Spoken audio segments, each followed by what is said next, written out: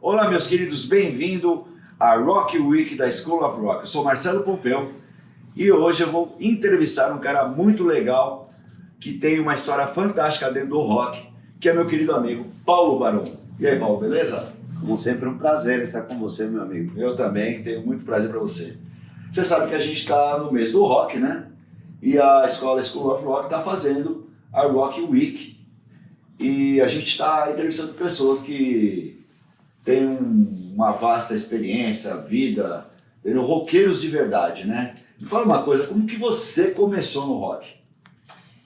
Eu digo que eu comecei no rock no dia que eu descobri o rock. E como foi isso? Cara, eu conto inclusive isso no meu livro Rock on My Dreams, comecei exatamente com essa frase, que é, chegaram uns amigos de meus pais, eles estavam com aqueles rádios gigantes, lembra? Que se levava a todo lugar, que é gigante, nem sei como as pessoas faziam para viajar desse jeito.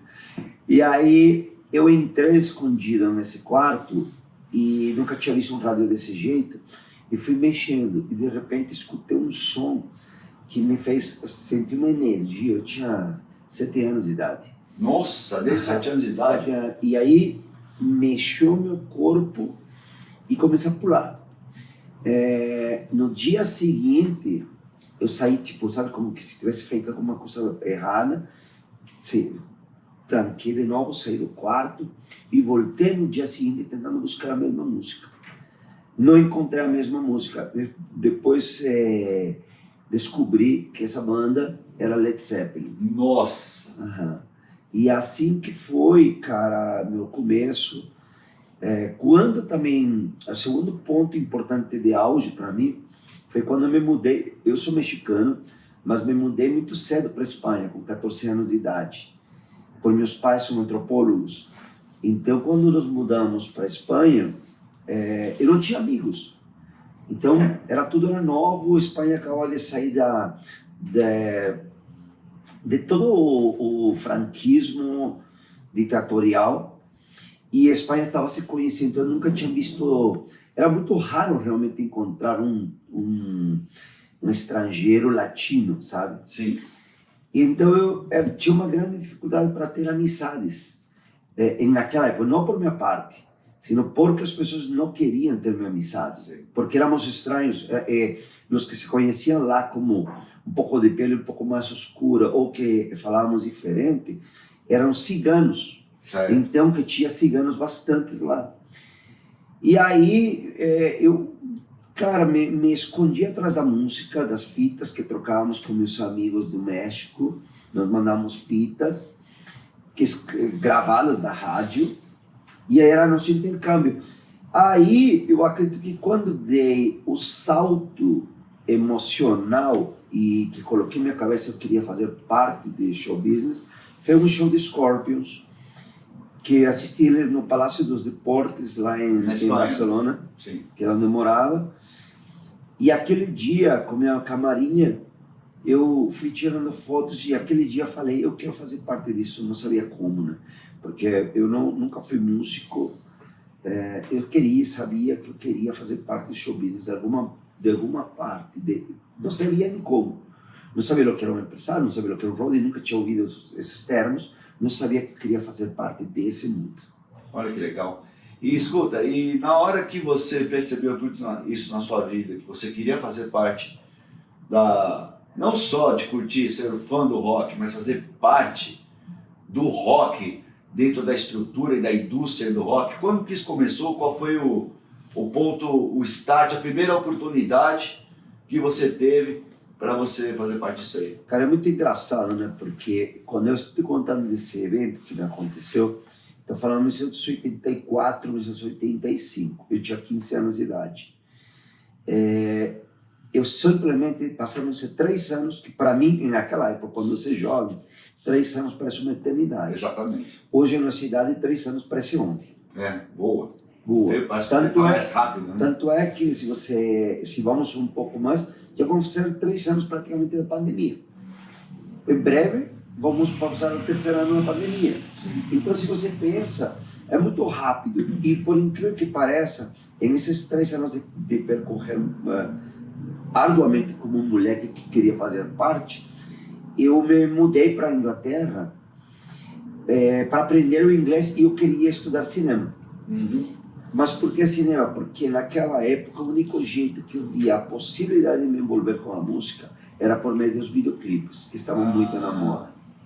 Então eu me fui para estudar cinema, fazer minha faculdade, e lá que começou. Então quando eu já me vi na possibilidade que eu já estava começando a ter uns contatos, aí eu montei minha empresa. Com 18 anos de idade, montei minha empresa, Top Link Music. Já era Top Link? Já era Top Link.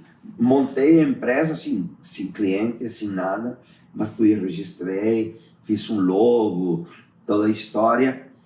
E bom, assim já se passaram 33 anos. Puxa vida. Outra coisa, a Top Link, ela cresceu muito em volta do mundo, né?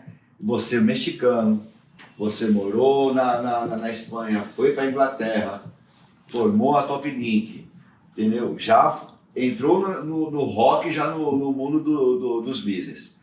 Como surgiu o Brasil na sua vida? No primeiro momento, o mais engraçado foi isso. No primeiro momento entrou Brasil na minha vida. E como isso? Bom, primeiro eu tive um relacionamento com o Brasil desde que eu era um adolescente. Porque eu estava comentando meus pais, antropólogo, meu pai sempre era enviado para dar palestras a algum lugar, um país, congressos ou cursos de 3 meses. Lembro que a primeira vez que eu vim para o Brasil, eu tinha 16 anos de idade. Acompanhando seus pais? Acompanhando meus pais. Passamos 3 meses em Belo Horizonte, aí por a Lagoa, esqueci agora o nome, mais perto do aeroporto, sabe? Sim. E aquela época, lembro de ter saído uma vez, em uma das poucas vezes que a gente saía, porque meu pai estava enclausurado em um congresso, nos cursos dele, e nos levaram em uma rua em frente de um shopping lá em Belo Horizonte, onde as pessoas ficavam dando voltas nos carros e os caras em um domingo e todo mundo escutava música. Me impressionou a quantidade de música nacional que se ouvia naquela época e como os jovens consumiam música nacional e ficavam com aquela história, todo mundo estacionando nos carros com suas cervejas e os capôs abertos, né? Com o som tocando. Aí, na Inglaterra, olha a história, eu fiquei sempre com essa paixão do Brasil, sabe? Sempre com o Brasil, eu falava, putz, um dia eu gostaria muito de ir para lá, e eu comecei a ter alguns amigos aqui, era muito mais fácil. Quando eu voltei na Inglaterra para fazer minha faculdade, o cara que conheci, que me ajudou a entrar no show business, era justamente um brasileiro, que conhecia os caras da Sepultura. E esse cara que conhecia os caras da Sepultura me meteu na cabeça que poderíamos fazer um show Sepultura. Eu não conhecia o Sepultura, sim, não sabia que era Sepultura, simplesmente por ser brasileiros, eu topei a ideia. E a gente se juntou com vários promotores na época, vários jovens, para investir para poder levar o Sepultura, fazer um show Sepultura lá na Inglaterra. E eu fiz parte desses caras que éramos vários aí. Dessa primeira ida dessa primeira Sepultura para lá. Ali o rock pesado e o metal já aí firmou uma raiz já do seu trabalho, né? Eu sempre gostei, eu venho de um sentimento emocional com o rock de minha adolescência, onde minha escola, estou falando de 82, 83, o que nós escutávamos era Ozzy Osbourne, Motley Crue, Def Leppard, Scorpions. Então, a gente vem de uma essência realmente do rock, tá? Foi a música que me forjou como ser humano, forjou o meu caráter. Eu, quando conheci o Sepultura, não entendia Sepultura, me parecia muito forte. Era um som que era muito forte para mim, não entendia. Só que eu percebia que era uma coisa totalmente fora de qualquer coisa que tenha sido visto naquela época. Eu via que tinha um futuro muito grande. Não entendia por quê. Porque não fazia meu gosto. Hoje, eu amo Sepultura, entendo, tal, só que naquela época, estou me trasladando naquela época. Certo. Eu não entendia. Só que era a minha conexão, minha oportunidade de começar no show business. Olha, Eu peguei essa carona por quer isso. dizer que até o seu começo já foi com banda brasileira. Então o Brasil ele já é uma característica, né, dentro do trabalho da Top Mix e do Paulo Barão. Muito louco, cara, muito louco. Daí eu me formei, fiz uns videoclipes, conheci muita gente em show business, conheci principalmente os donos da famosa Sala Marquis. E a partir daí comecei a fazer shows. Em Londres? Em Londres. Eu cheguei a cantar lá. Ah, chegou a cantar lá? Nossa. Lá em Charing Cross? Botei meu nome naquela parede. Bom, para você ter uma ideia, eu cheguei a levar os Paralamas do Sucesso a tocar na Sala Marquis 2 noites. Olha só. 2 noites, cara. Tá? Então, assim, para você ter uma ideia qual que é o meu relacionamento com o Brasil, não sei porquê. Desde o início, né? Eu acredito que em várias vidas eu ter nascido brasileiro. Ah, com certeza. Porque, olha, como você explica uma situação como essa? É incrível. E aí eu comecei a vender shows para o Brasil. Já estava na Inglaterra, eu tinha uns contatos. As bandas, e aí eu comecei a descobrir, mas ao mesmo tempo também eu trazia CDs importados. Ah, tá. Então eu sempre estava lá na Tower Records, sempre estava lá na Virgin Store comprando, conhecia muito de música. E tudo isso me deu uma bagagem muito ampla, né, musicalmente, onde não foi apenas a música heavy metal que... Aí comecei a me interessar mais para música progressiva. A música progressiva me levou para a música New Age. Comecei a curtir música New Age, comecei a me relacionar com artistas de New Age, e é super interessante. Aí de repente terminei conhecendo, por um exemplo, tá? O Mike Oldfield, e do Mike Oldfield me levou a conhecer o irmão dele, que é outro grande músico de New Age. Aí me entrei com guitarra, sabe, entendeu? Sim, eu comecei a expandir-me musicalmente, e na parte de world music. E essa expansão no mundo progressivo de world music que me levou a conhecer o Angra. E não foi o rock que me levou a conhecer o Angra. Foi de outra forma. Foi de outra forma. Olha a que gente fica achando que sempre é uma questão do heavy metal em si, do metal melódico, né? Então teve uma outra situação. Para quem não sabe, o Paulo Barão foi um cara que foi muitos anos, atualmente ainda é empresário, tem várias idas e vindas, né? Sim. Com o Angra, né? Mas ele foi um empresário muito importante no grande boom do Angra, assim, em relação ao mundo. O Paulo Barão já foi empresário do Scorpions e várias outras bandas muito famosas. E ele tem uma marca muito grande com o Angra e também o Xamã. Cara, uma relação que... Fala um pouquinho pra gente isso aí. É uma relação inexplicável, cara. Eu só posso acreditar que são coisas de conexões espirituais que vêm de outro mundo. Porque, sério, parece até exagerado falando, mas como se justifica uma situação como essa? Olha como eu me conheci minha conexão com o Angra, que depois me levou a ser empresário do Xamã. Olha que história louca. Na época, depois da Inglaterra, eu me cansei pro clima lá na Inglaterra. Eu já era um produtor supostamente conhecido, mas já vendia shows para o México, para o Brasil. E aí me senti incômodo para voltar para o México. 1996. Eu estava com 26 anos. Lá eu montei uma produtora de CDs, uma gravadora minha, assim, própria, onde eu licenciava produtos e lançava alguns artistas, e ao mesmo tempo uma exportadora e importadora. E aí comecei a ser promotor de shows, mas sempre fui promotor de shows, só que aí comecei a pensar em levar para outros países, no sentido de turnês, e não apenas comprando um show para vender, certo, sino também produzindo shows em diferentes lugares.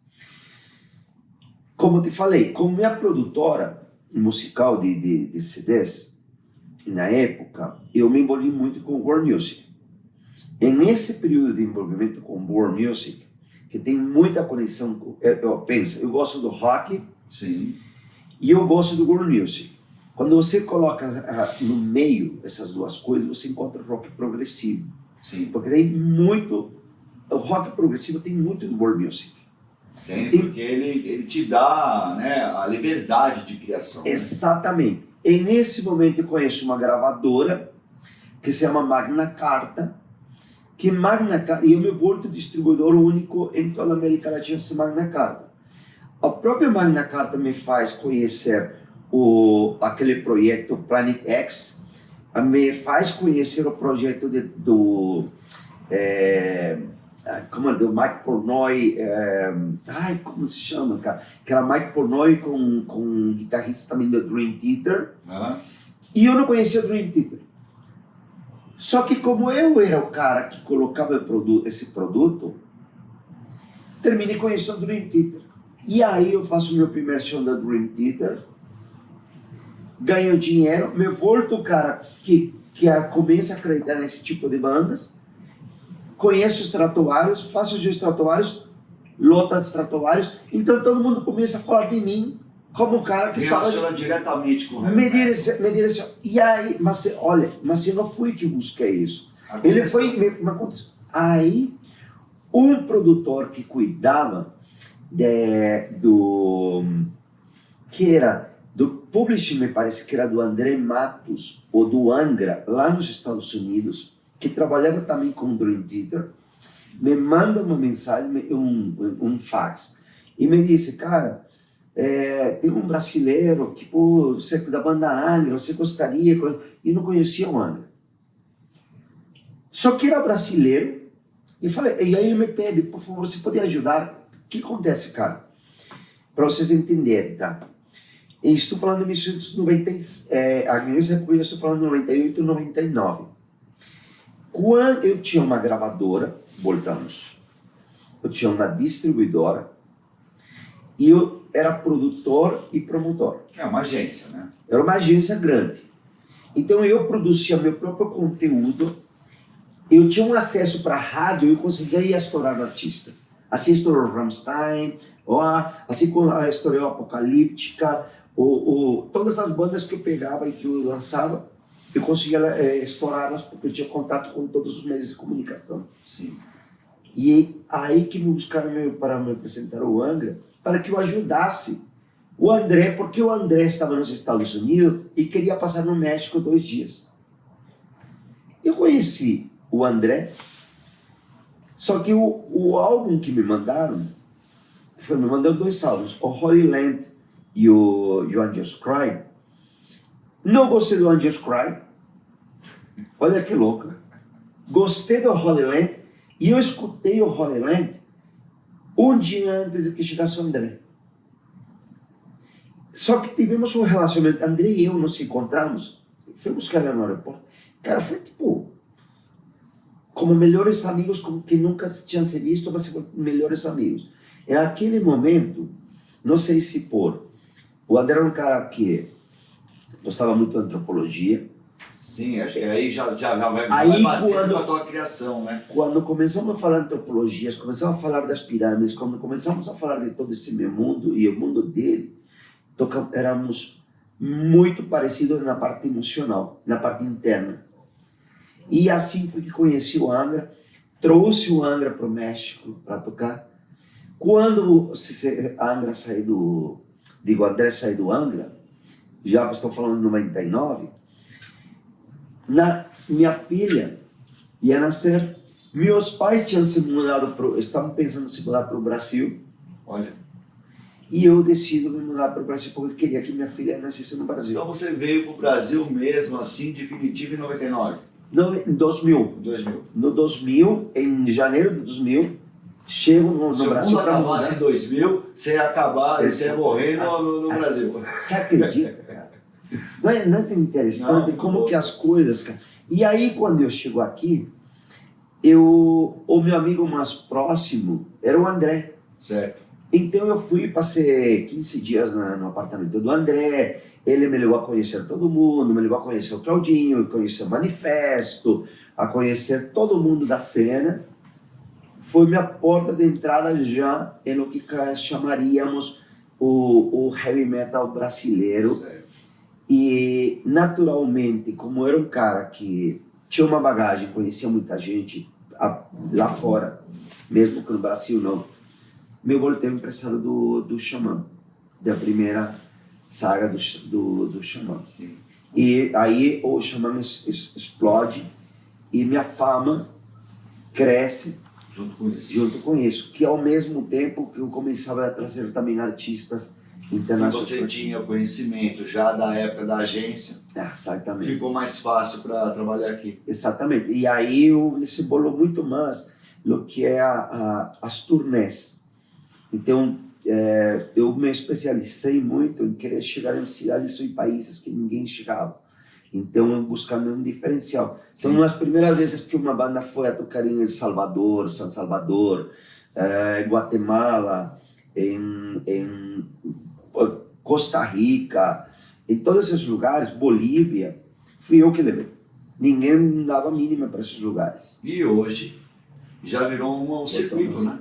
Virou um circuito. Várias agências brasileiras também, com pessoas aqui, costumam já fazer esse circuito. E aqui mesmo no Brasil, eu fui o primeiro que confiei em várias cidades que ninguém chegava. O próprio, hoje Manaus, que se voltou um lugar onde grandes bandas estão indo, nunca tinha ido uma banda grande, e eu fui o primeiro cara que colocou Scorpions na rota do Manaus. E teve 70 mil pessoas lá. Nossa, e lá é fortíssimo. Aí, a partir daí, as pessoas começaram a olhar que em Manaus existiam roqueiros e que existiam pessoas, porque os próprios músicos de fora pensavam que não existiam pessoas lá. Exatamente. Que louco, né? Muito. Deixa eu fazer uma pergunta para você. Você falou de Paralamas de Sucesso, que você levou eles no Marquee Club. Então você já conhecia bem a cena rock dos anos 80 brasileira. Sim. Né? Como você faz para mim? Eu queria que você fizesse uma comparação entre o rock e o heavy metal anos 80 com essa safra nova de bandas que tem hoje, porque de repente não está muito na mídia major, né? Mas você sabe que o rock é grandioso aqui no Brasil. Faz para mim um comparativo dos anos 80, como que você viu os anos 80 aqui no Brasil, as bandas de rock, metal, e essa geração nova hoje que está rolando aqui no país. Eu vejo que naquela época o rock era o produtor de moda. Ser roqueiro era estar na moda. A música tinha um apoio muito grande da rádio, das gravadoras, porque artistas como Paralamas, como RPM vendiam 3 milhões por álbum. As casas de shows daquela época eram de shows de 20 mil, 30 mil, 10 mil. Engenheiros do Havaí, você ia... Lembro de ter assistido Engenheiros do Havaí em Londrina com 10 mil pessoas. Isso era comum daquela época. O Lobão explodido, todos os artistas explodidos, Capital Inicial não parava, aquela história. Eu acho que naquela época você tem um poder muito forte da mídia que dá um apoio porque faz o sistema girar. Só que ao mesmo tempo ele também bloqueava que outros artistas saíssem. Porque, a fim de contas, para os que estão nos assistindo, se trata de show business, como bem a palavra fala, show business, negócio dos shows.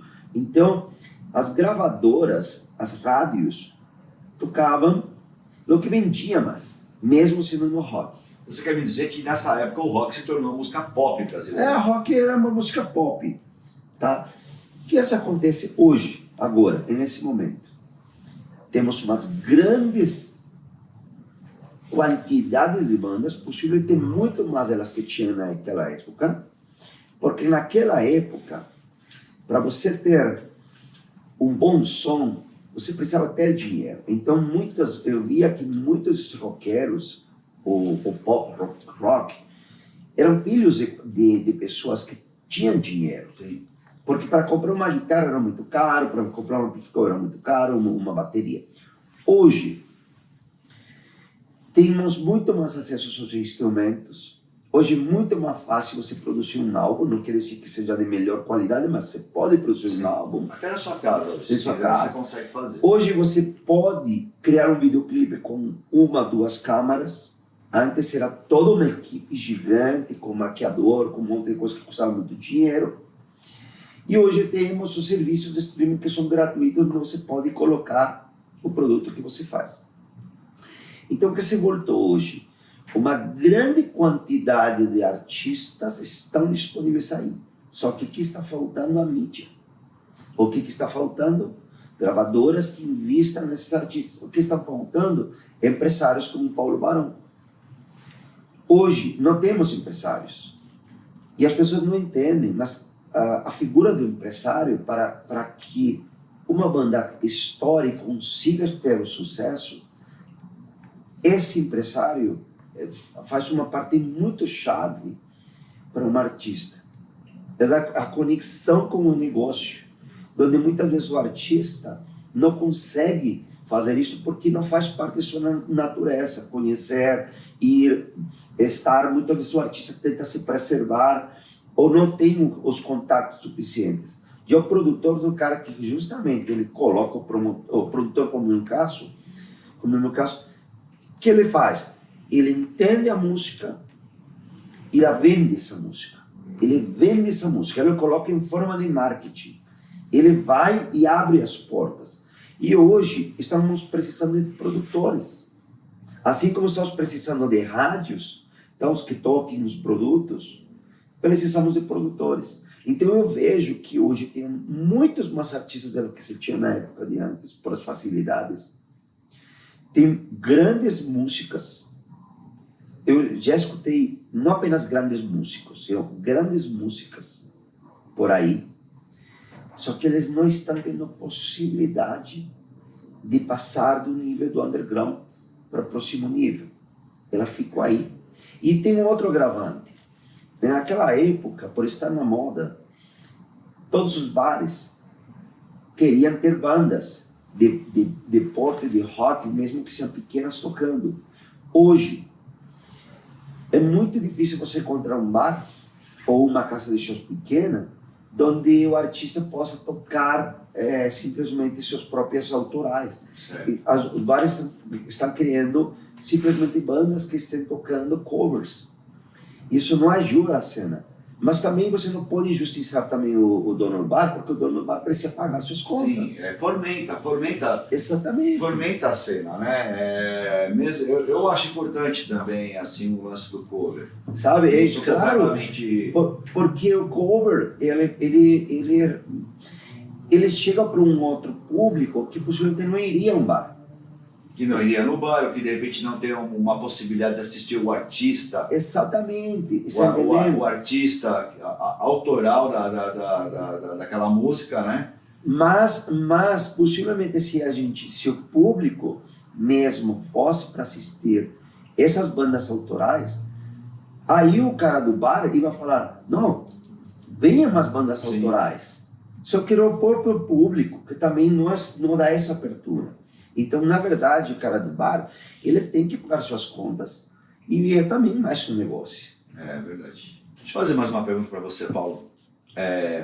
Você é um empresário experiente, trabalhou com muita gente, conseguiu estourar várias bandas. Me fala uma coisa, quando você vai escolher um artista para você empresariar, você escolhe porque você gosta da música ou porque você vê na música a possibilidade de um bom negócio? Então, hoje... Ou os dois juntos? Não, hoje eu me voltei um pouco mais elitista em minhas decisões. Quando eu era mais novo, eu precisava me posicionar em algum lugar dessa caminhada.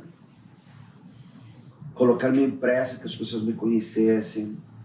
Então, eu estava disposto a conhecer novas bandas, investir e criar um movimento. Hoje, eu estou em uma posição onde as pessoas me conhecem e hoje já me dou o luxo de escolher com quem quero trabalhar.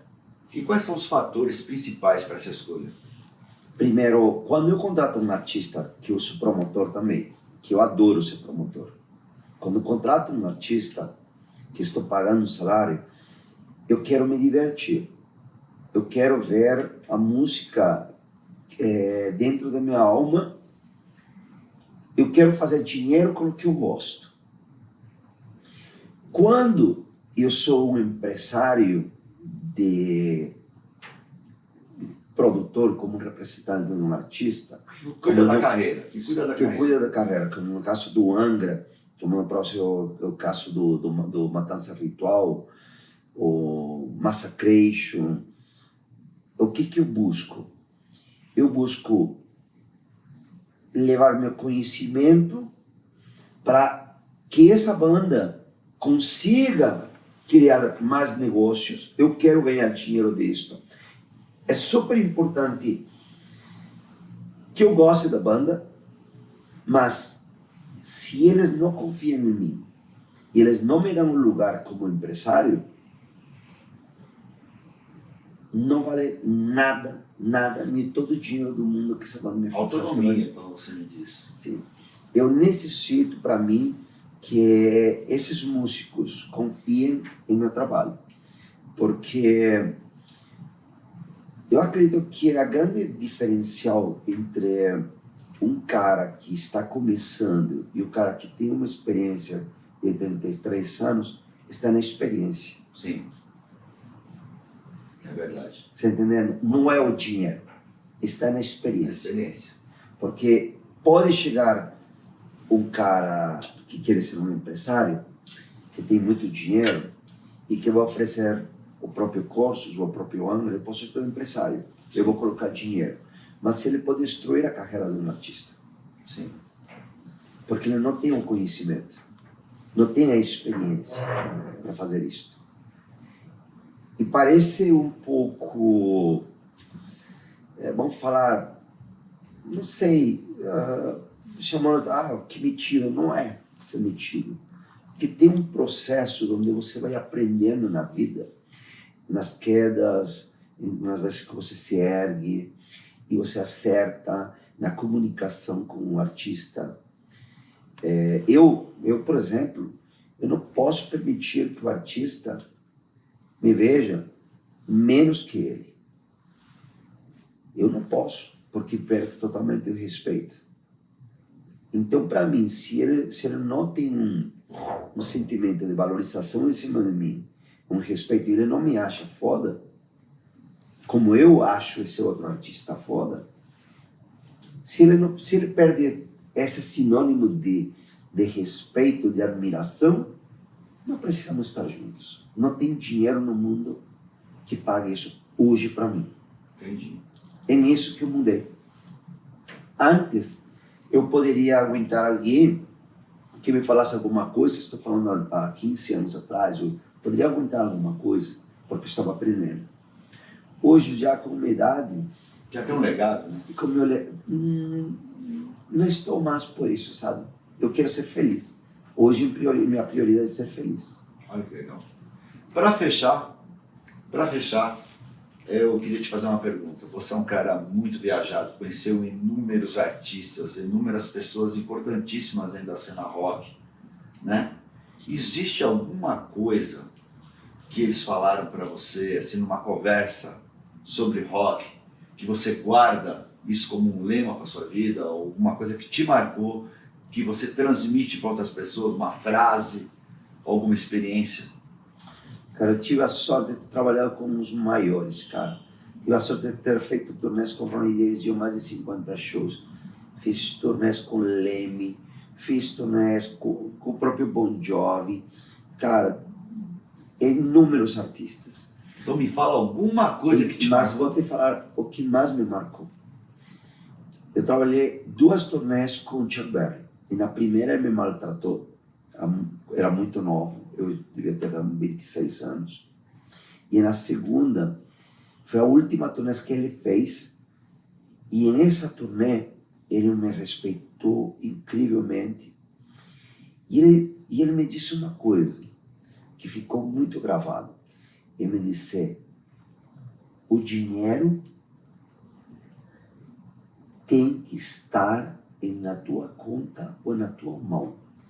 Qualquer coisa que as pessoas te prometam nesse negócio e não está o dinheiro na tua mão, não importa o que todas as pessoas falam, é um negócio. Eu me lembro que ele me disse: você me pagou o amplificador que você não, porque no contrato dizia, se você não tem esse amplificador, que é um amplificador que é raríssimo de encontrar, inclusive aqui no Brasil só tem um, se você não tem esse amplificador, você já me prepara e me paga $1.000. Se você não tem carros, aquele Mercedes 70, ano 73 azul, você não tem, você já me entrega $1.000. Não discuta comigo. E aí ele me disse, quando eu fiz, entreguei, paguei para os agora sim podemos ser amigos. As contas estavam pagas. Certo. Então, isto mais uma vez me indica que o show business, eu estava do lado do criador do rock, que ele teve que ir aprendendo como fazer o show business. Pensa, estamos falando de 1950, lá atrás, dos 50, esse cara era negro, esse cara era pobre, em um país que era totalmente racista. Criou o rock, saiu, serviu e fez os caras brancos gostar do rock. O pai do rock, criador do rock. Chuck Berry. Criador do rock, cara. E aí ele chega, passa tudo isso e me passa o conhecimento que eu precisava. Dinheiro bom é dinheiro na mão. Dinheiro bom é dinheiro na mão. Então não adianta que as pessoas tentem vender de que uma vez você quer entrar no show business, uma vez você quer fazer parte do mundo profissional, você tem que entender que o dinheiro é importante, sim. Lute por ele, né? Sim, lute por ele. Essa é a grande mensagem. Muito obrigado, Paulo, por estar aqui compartilhando com você esses minutos sobre rock, sobre a sua carreira, sobre a empresa Top Nick e toda a sua história dentro do empresariamento artístico, cara. Pra gente aqui, eu acho que é uma lição de vida, né, e muita experiência. Eu fico muito feliz aqui em nome da School of Rock poder estar entrevistando você. Paulo, deixa uma mensagem para a galera aqui da escola. Bom, aqui. A minha mensagem que eu poderia falar é, se você tem uma banda e ainda não encontrou um empresário, você tem que ser seu próprio empresário. E se você tem vontade de ser como o que eu conquistei na vida, busca, porque você pode conseguir ir atrás. Nós precisamos muito de empresários. Fiquem em paz.